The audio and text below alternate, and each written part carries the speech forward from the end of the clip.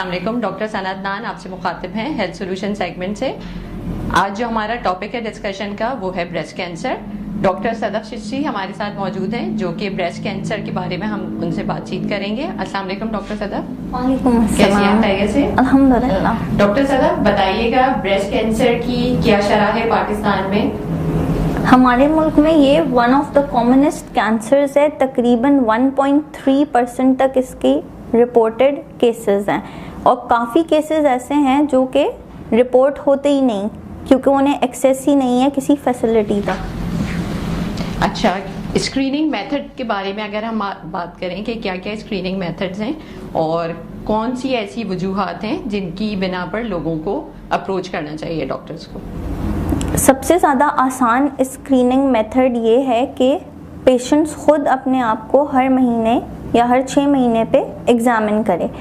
उससे ये होता है कि अगर उसे कोई भी लंप या कोई भी चीज़ महसूस हो या स्किन में कोई भी चेंजेस महसूस हों या निपल की शेप में कोई डिफरेंस फील हो तो वो फ़ौरन अपने डॉक्टर के पास जाए और डिस्कस करे, दिखाए और फिर फर्दर स्क्रीनिंग टेस्ट्स करे। और 40 साल से बड़े लोगों में बेहतर तरीका ये है कि वो हर साल अपना मैमोग्राम करा लें। ठीक है, रिस्क फैक्टर्स के बारे में अगर हम बात करें तो कौन से रिस्क फैक्टर्स हैं जिनकी बिना पे लोगों को होता है या जिनकी फैमिली हिस्ट्री है, वो क्या चीज़ें हैं? जिन लोगों में कुछ जेनेटिक चेंजेस हैं, कुछ जेनेटिक म्यूटेशंस हैं, जिनकी वालदा को या बहनों को या खालाओं को इस तरह की कोई भी प्रॉब्लम पास्ट में रही है तो उन्हें बहुत विजिलेंट रहना चाहिए। छोटे से मसले पर भी उन्हें फ़ौरन से डॉक्टर को दिखाना चाहिए क्योंकि उनमें चांसेस बहुत बढ़े हुए होते हैं। इसके लिए जेनेटिक स्क्रीनिंग टेस्ट होते हैं जो कि काफ़ी एक्सपेंसिव हैं, लेकिन मैमोग्राम और अल्ट्रासाउंड आसानी से अवेलेबल भी है और गवर्नमेंट अस्पतालों में फ्री ऑफ कॉस्ट भी हो सकता है। तो जैसे ही वो कोई भी चीज़ महसूस करें वो जाके दिखा लें। अच्छा, हमारे यहाँ आप तो अपनी जर्नल ओपीडी में और हॉस्पिटल्स में बहुत सारे केसेस देखती होंगी।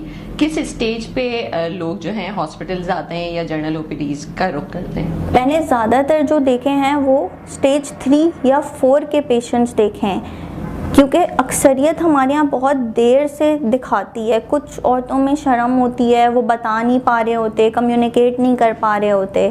कुछ लोकल इलाजों पे जैसे हकीमों के पास चले गए और दवाएं वगैरह या कोई ऐसी चीज़ें ऊपर से लगाने की इस्तेमाल कर ली। तो जब बीमारी इतनी बढ़ जाती है कि किसी चीज़ से कंट्रोल ही नहीं हो रही होती, ट्यूमर ब्लीड करने लगते हैं या उनमें मैगट्स कीड़े वगैरह पड़ जाते हैं, फिर वो हमारे पास आते हैं। इस तरह का हमारे पास कोई सिनेरियो है कि जो हमारे पब्लिक हेल्थ सेक्टर्स हैं या जो गवर्नमेंट के इदारे हैं उनमें कोई ऐसी, हम किस तरह से लोगों में अवेयरनेस दें कि लोग मतलब उनमें झिझक ना हो और वो लोग इजीली मतलब कोई भी चीज़ देख के वो लोग डॉक्टर के पास आ सकें?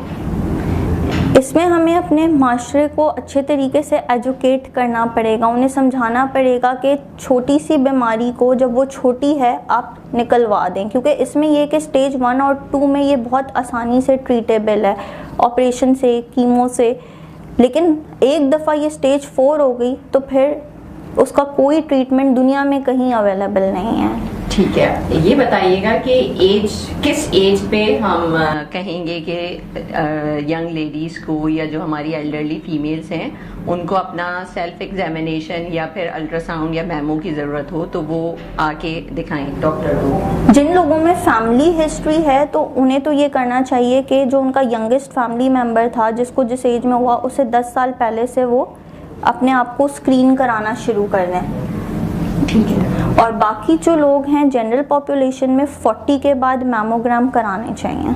अच्छा, देर से डायग्नोसिस होने के क्या नुकसान आते हैं? मतलब आप अपनी जर्नल ओपीडीज में पेशेंट देखती हैं तो उसमें बहुत ज़्यादा कुछ पेशेंट्स ऐसे आते हैं जो बहुत लेट हो चुके होते हैं या कुछ ऑलरेडी ट्रीटमेंट ले चुके होते हैं, तो उनके बारे में क्या बताएंगे आप? जो पेशेंट्स अर्ली प्रेजेंट करते हैं उनमें हमारे पास अच्छे ऑप्शंस होते हैं जैसे ब्रेस्ट कंजर्वेटिव सर्जरी, जिसमें आप ब्रेस्ट टिश्यू को बचाते हुए सिर्फ लंप को निकाल सकते हैं। ठीक है। जैसे जैसे स्टेज बढ़ती जाती है, जैसे कि अगर डिजीज़ एक दफ़ा 5 सेंटीमीटर से बड़ा लंप हो गया तो फिर उसमें आपको पूरा निकालना पड़ता है ब्रेस्ट, जिसके बाद फिर पेशेंट को अनकंफर्टेबल भी होता है, कुछ उसके जो साइकोलॉजिकल इफ़ेक्ट्स भी होते हैं।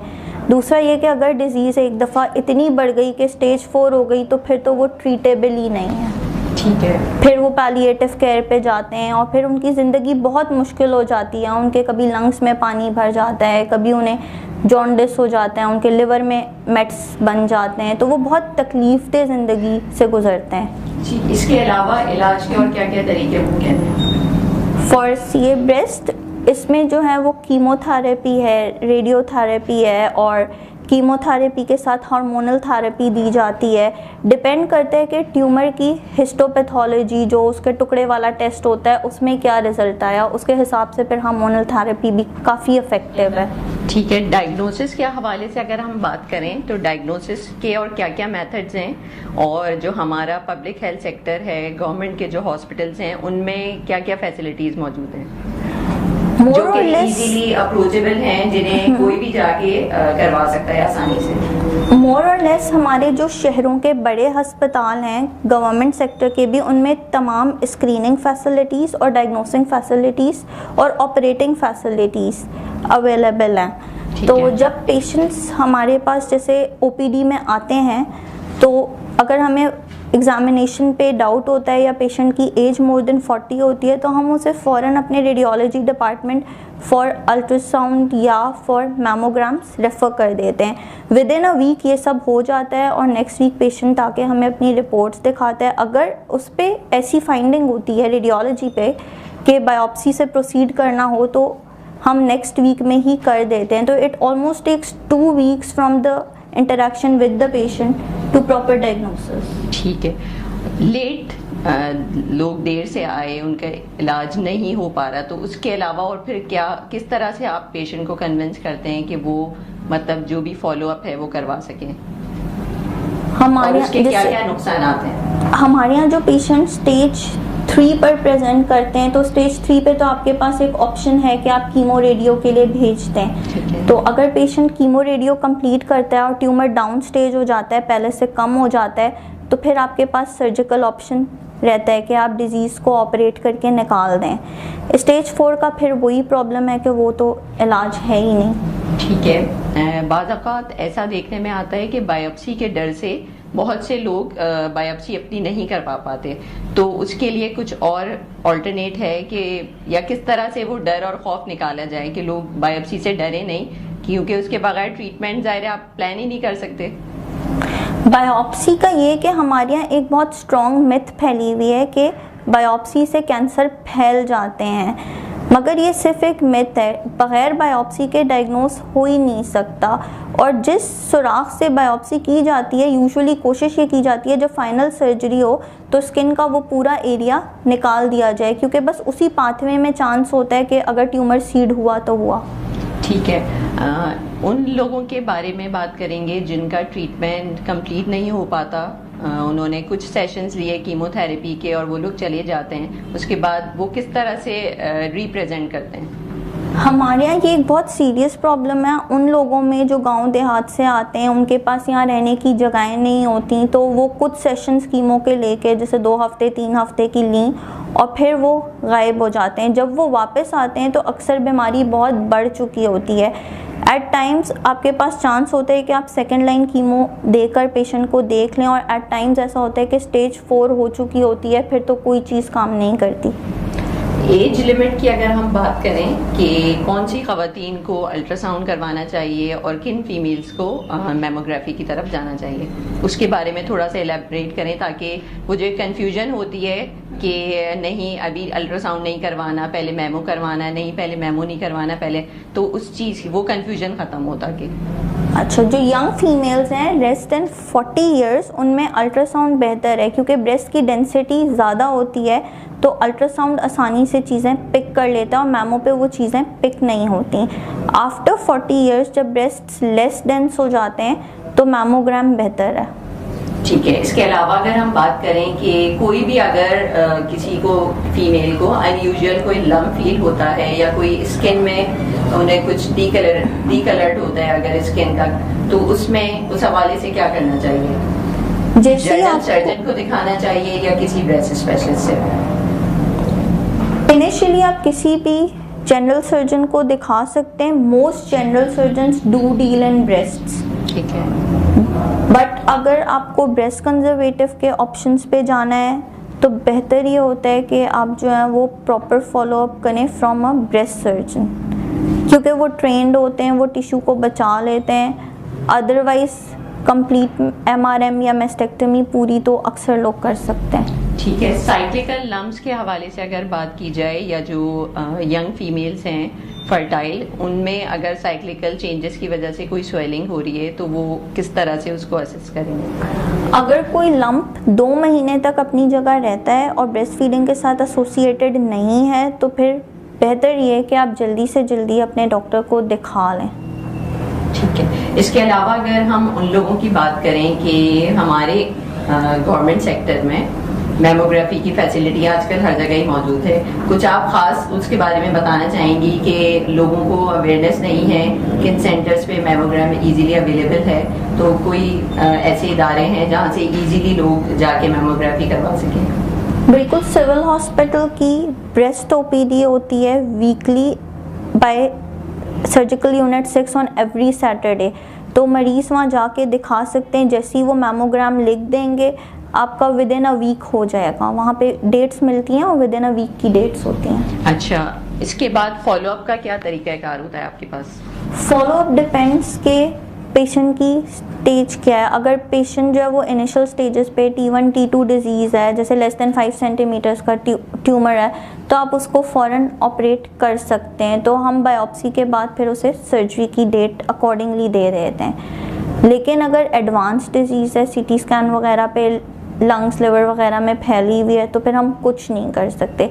लेकिन अगर लोकलाइज अग्रेशन है डिजीज़ में, जैसे कि मसल इन्वॉल्व हो गया है, उसमें एक ऑप्शन ये होता है कि आप कीमो रेडियो दे के डिजीज़ को छोटा कर दें और जब वो छोटी हो जाए तो फिर आप उसको ऑपरेट करें। ठीक है, इसके अलावा रेडिएशन के हवाले से अगर बात करें, रेडिएशन के लिए कोई स्पेसिफिक सेंटर्स हैं? क्योंकि आज ज़ाहिर ट्रीटमेंट इतना एक्सपेंसिव है, इजीली अफोर्डेबल नहीं है, हर कोई अफोर्ड नहीं कर सकता, तो वो लोग जो सिर्फ इस खौफ से नहीं आ पाते कि उनकी दो साइकिल्स हुई रेडिएशन की, मिस हो गई, तो उनके लिए कुछ गवर्नमेंट इस तरह से कर रही है कि वो आएँ इजीली कुछ सेंटर से अपनी सेशंस करवा लें रेडिएशन के? जिना हॉस्पिटल में पेशेंट्स रजिस्टर होते हैं फॉर रेडियोथेरेपी, क्योंकि वो गवर्नमेंट सेक्टर में कराची में एक ही फ्री ऑफ कॉस्ट सेंटर है अदर देन SIUT, तो वहाँ लाइन लंबी है और डेट्स थोड़ी आगे पीछे मिलती हैं। ठीक है, वो कौन सी और अलामात हैं जिन्हें देख के पेशेंट्स को दोबारा, उन्हें अगर डर है कि